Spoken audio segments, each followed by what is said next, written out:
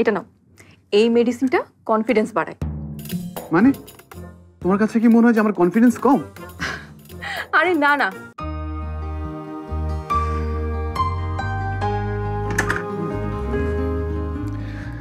আজ অফিসে একটা গুরুত্বপূর্ণ মিটিং আছে। কিসের মিটিং? বিদেশি একটা কোম্পানিকে আমাদের কোম্পানি প্রজেক্ট প্রপোজাল পিচ করবে। তুমি পিচ করবে? না, ইরফান করবে। সব জায়গাতেই ওই ইরফান। শোনো আরমান, তুমি হলো বড় ভাই, সবকিছু ইরফানকেই কেন করতে হবে? কারণ আমি এতদিন সবকিছু থেকে দূরে ছিলাম, আমাকে নতুন করে সবকিছু আবার বুঝতে হচ্ছে। দূরে থাকলেও অফিসে নিজের ব্যাপারটা এবং নিজের অধিকারটা বুঝে নিতে হবে। বোঝো না এই ব্যাপারটা? শোনো, নিজেকে প্রমাণ করার এটাই তো সুযোগ। এই সুযোগটাকে তো এবার কাজে লাগাতে হবে। আর তাছাড়া ইরফানের উপর এত প্রেশার দেওয়াটাও ঠিক না। ও তো ছোট আর তুমি বড়। হ্যাঁ, এটা তুমি ঠিকই বলেছ। ইরফান বেচারা ইদানিং খুব কষ্ট করছে, ওর উপরে অনেক প্রেশারও পড়ছে। আচ্ছা শোনো, আমার কাছে না দারুণ একটা জিনিস আছে।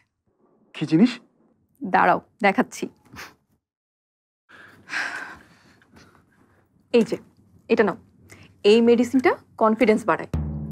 মানে তোমার কাছে কি মনে হয় যে আমার কনফিডেন্স কম? আরে না না, Walton Washing Machine. Simplifying life with hassle-free washing. এটা তোমার জন্য না, এটা ইরফান। ইরফানের জন্য। ওকে খাইয়ে দিও, তুমি আবার ভুল করে খেয়ে নিও না, ঠিক আছে? দেখো, ইরফানের এমনিতেই অনেক কনফিডেন্স, ওর এটা লাগবে না। আরে নাও তো। তুমি বললে না ইরফানের ওপর দিয়ে অনেক প্রেশার যাচ্ছে। এখন এত বড় একটা মিটিং এ যাবে, প্রেশারের কারণে নিশ্চয়ই নার্ভাস হয়ে যাবে। এটা খেলে সব নার্ভাসনেস, সব প্রেশার একেবারে দূর হয়ে যাবে। বোঝো না এই ব্যাপারটা?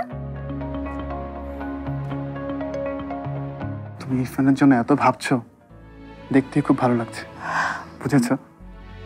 তবে তুমি চিন্তা করো না, দেখবে সব কিছু ঠিক হয়ে যাবে। জানি তো আমি, কিন্তু শোনো, তুমি ওই মেডিসিনটা ইরফানকে খাইয়ে দিও, দেখবে এরপর সবকিছু আরো ভালো যাচ্ছে। ঠিক আছে, তাহলে আমি যাই।